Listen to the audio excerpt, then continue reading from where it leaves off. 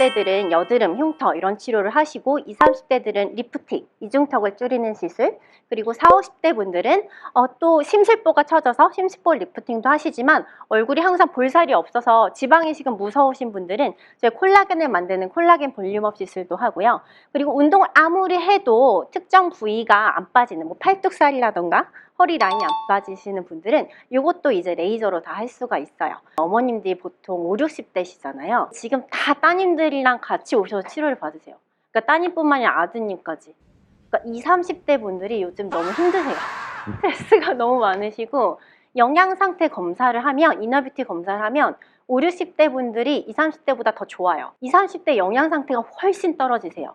그러니까 저희 병원이 청담동이기 때문에 아무래도 아이돌분이나 모델이나 연예인분들이 많이 오시는데 이너뷰티 검사를 하면 몸매는 너무 좋으신데 비타민이나 영양 상태가 너무 안 좋으신 거예요. 네. 항상 피곤하시고. 슈링크는 초음파고요. 인모드는 고주파예요. 그런데 그것도 피부가 너무 얇은 분들이 하거나 지방이 적은 분들이 하면은 피부가 조금 약해질 수가 있으세요. 그러니까 이게 다 남들이 좋다는 걸 하면 안 되고 내 피부의 두께랑 지방이 분포가 어떤지에 따라서 리프팅 레이저도 종류별로 좀 다르게 쓰셔야 됩니다. 저는 이제 태어날 때부터 양볼에 진물이 나고 피부 장벽이 되게 약한 아이로 태어났기 때문에 유전적으로 피부가 나빠서 초등학교, 중학교, 고등학교 때 지금보다 피부가 나빴어요. 지금 39일 때 피부가 더 좋아졌는데 근데 유전자에 대해 불평만 하다가 알고 보니까 유전자는 99%가 똑같대요. 생활 습관을 교정하면 피부가 좋아질 수 있다는 거 알게 되었고, 그래서 저희 병원에 오시면 다들 특이하게 생각하시는 게 피 검사도 하고 소변 검사도 하고 피부 두께도 재고요, 피부 탄력도도 재고 피부 타입을 다 측정을 해서 그것에 맞게 드실 수 있는 영양제와 화장품을 기본적으로 처방을 해요. 그런데 그렇게 해도 안 되는 분들을 위해서는 이제 레이저나 추가 시술이 들어갑니다. 보통 이제 레이저 시술을 여러 번 하면 피부가 얇아지나요? 라고 걱정하시는 분들이 많은데 레이저 시술을 본인의 피부 타입에 잘 맞게 하면 오히려 콜라겐이 계속 생깁니다. 그렇기 때문에 기미 주근깨나 뭐 색소 침착이 흐려지고 홍조가 흐려지고 피부에 탄력이 생겨서 리프팅이 되고 이런 여러 가지가 다 가능한데요. 나는 레이저 받고 부작용 생겼어요 이런 분들도 많으세요. 그 정도를 조정하는 게 바로 의사의 노하우고요. 그 정도의 차이는 똑같은 레이저를 사람마다 다 똑같이 하지 않아야 돼요. 그래서 저는 피부 두께도 측정하고 피부 타입도 측정하는 거고요. 글루타치온은 경구로 흡수율이 되게 떨어지세요.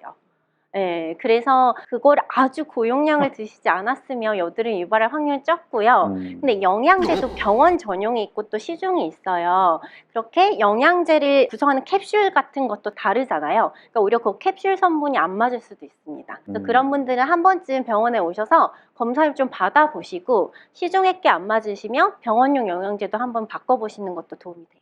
피부 상태가 너무 예민할 때는 물만 발라도 따가운 경우가 있으시죠. 사실 그럴 때는 뭘 해도 안 돼요. 치료를 받으러 오셔야 돼요. 그럴 땐 약을 드시고 피부 장벽을 강화시키는 치료를 해야 되는데 이제 그 다음이 문제죠. 예를 들면 여드름이 나는 사람도 어떤 사람은 속건조가 있고 건조한데 여드름이 나는 분이 계시고요. 어떤 사람은 막 피지 기름기가 뿜뿜하는데 여드름이 나시는 분이 있어요. 그런데 건조한데 여드름이 나시는 분들이 여드름용 화장품만 바르면 오히려 더 각질 생기고 빨개지고 여드름이 폭발해요. 그렇기 때문에 제가 피부 타입을 검사를 따로 하는 거예요. 그리고 피부가 얇은 사람과 피부가 두꺼운 사람이 또 있어요. 그래서 소위 피부가 두꺼운 사람들은 뭘 해도 효과가 떨어져요.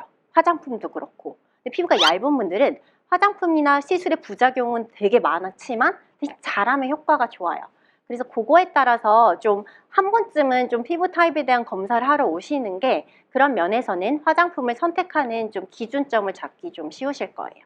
머리카락, 뭐 탈모하면은 어느 과를 가야 되지 고민을 많이 하시는데 사실 두피도 피부죠. 피부가 예민하신 분들은 두피도 예민하신 분들이 되게 많고요. 피부가 붉고 홍조기가 있는 분들은 두피도 빨갛고 염증이 생기는 경우가 많아요. 제가 5년 전에 심하게 탈모가 와서 하수구가 막힐 정도로 정말 심하게 탈모가 왔었습니다.